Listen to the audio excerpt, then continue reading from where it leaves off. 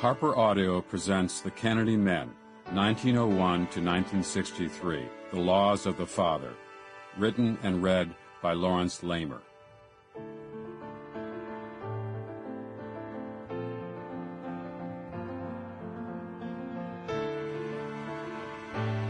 "12-year-old Joseph Patrick Kennedy may have been dressed like a young gentleman, but he walked with the bold strut of an Irish tough, full of the lore of the streets.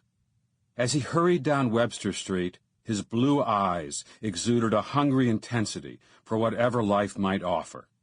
He was taller than most boys his age, and had reddish hair and an abruptness to his features that left him just short of handsome.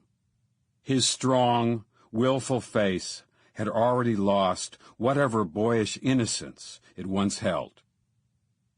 Joe had been brought up on the island enclave of East Boston and knew the streets and byways with perfect acumen.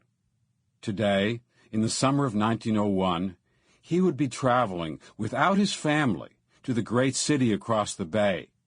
He would be passing through streets full of uncertainty, confronting strange new people.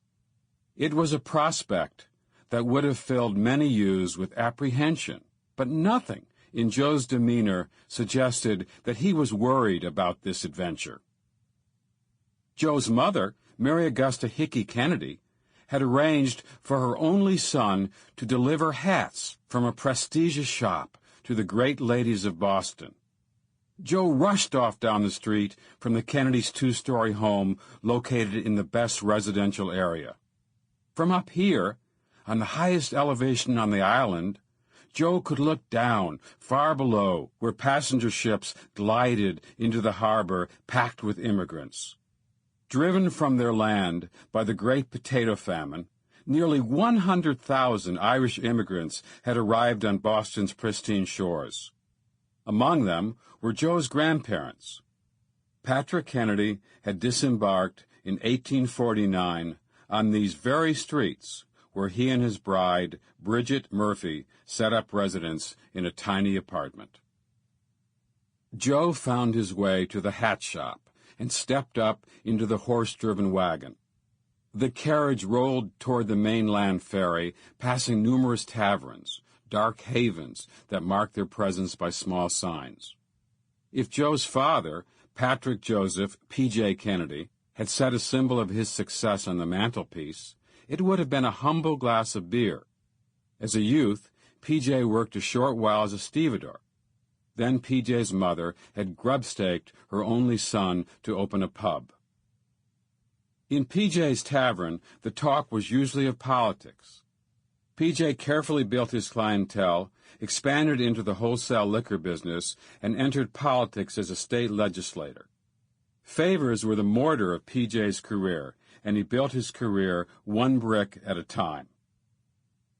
As the carriage turned onto Meridian Square and the ferry landing, it passed the Columbia Trust Company, an imposing four-story brick and iron building.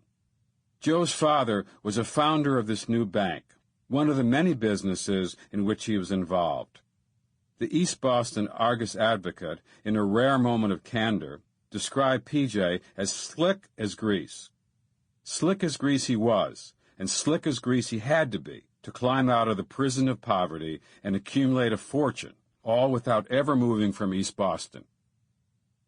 Everywhere Joe cast his eyes, he spied new arrivals from the ports of Europe and heard the rancorous clamor of peddlers. The horse-drawn wagon brushed past Russian and other East European Jews, selling goods from pushcarts, and Italians hawking sausages and vegetables, where 30 years before Irish widows had begged passers-by for a coin or two. The carriage waited in line before moving on to the ferry that sailed between East Boston and Boston proper on the mainland. The ferry, like the island community itself, was an inelegant, practical affair, a low-bottomed vessel with a long smokestack set amidships, belching a great spume of black smoke into the air. As the ferry approached Battery Wharf, Joe saw the commerce of Boston in all its diversity. Joe's wagon rolled off the ferry and moved. Sample complete. Ready to continue?